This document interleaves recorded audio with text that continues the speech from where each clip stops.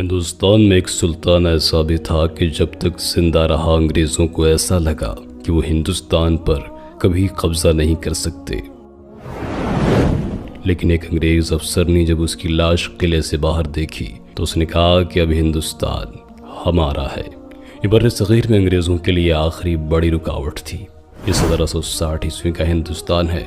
دہلی سے کوئی 2200 کلومیٹر دور جنوبی ہندوستان کا ایک شہر سرنگا پٹم۔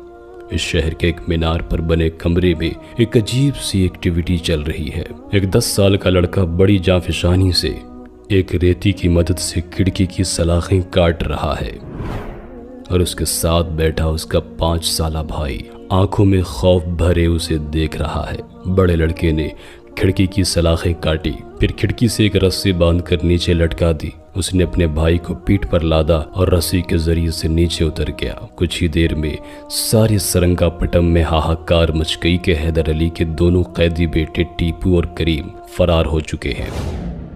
جی ہاں، یہ سلاخیں کاٹنے والا ننھا بہادر فتح علی ٹیپو تھا، اور ابھی یہی ننھا سلطان اپنے بھائی کے ساتھ دشمنوں سے چھپتا پھر رہا تھا۔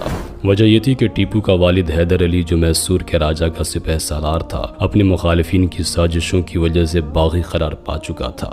اب وہ شہر سے فرار تھا۔ اس کے بیٹوں کو قید کر لیا گیا تھا، لیکن وہ بھی بھاگ نکلے تھے۔ اسی دوران ہولی کا تہوار آیا۔ حیدر علی کے ہمدردوں نے ٹیپو اور اس کے بھائی کو ہولی کے رنگ میں رنگ دیا۔ ٹیپو نے چہرے پر بھی ماسک پہن لیا اور پھر دونوں بھائی کسی کی نظروں میں آئے بغیر اس شہر سے نکل گئے اور اپنے باپ سے جا ملے۔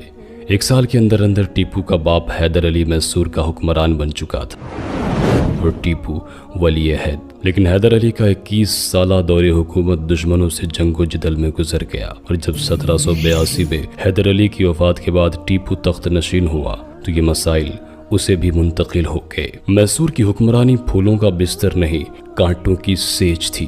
یہ تو طے تھا کہ ٹیپو کتنا ہی قابل حکمران سہی، لیکن وہ اپنی سلطنت کی تباہی کو ٹال تو سکتا تھا، روک نہیں سکتا تھا۔ اس کی وجہ تھی ریاست میسور کا انتہائی مشکل جغرافیہ۔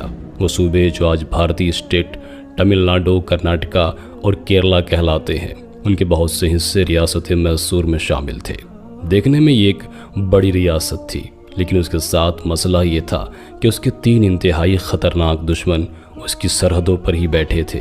کچھ مشرقی علاقوں اور جنوب میں ایسٹ انڈیا کمپنی یعنی انگریزوں کی حکومت تھی، جن کا جنوبی ہندوستان میں فوجی مرکز مدراس تھا، جو اب چنئی کہلاتا ہے۔ انگریز علاقے کے ساتھ مشرق میں حیدرآباد دکن کی ریاست تھی، جبکہ شمال کی طرف مراٹھے، جن کی سلطنت میسور کی سرحدوں سے دہلی تک پھیلی ہوئی تھی، اور مغرب میں سمندر تھا۔ نہ ٹیپو کو کسی طرح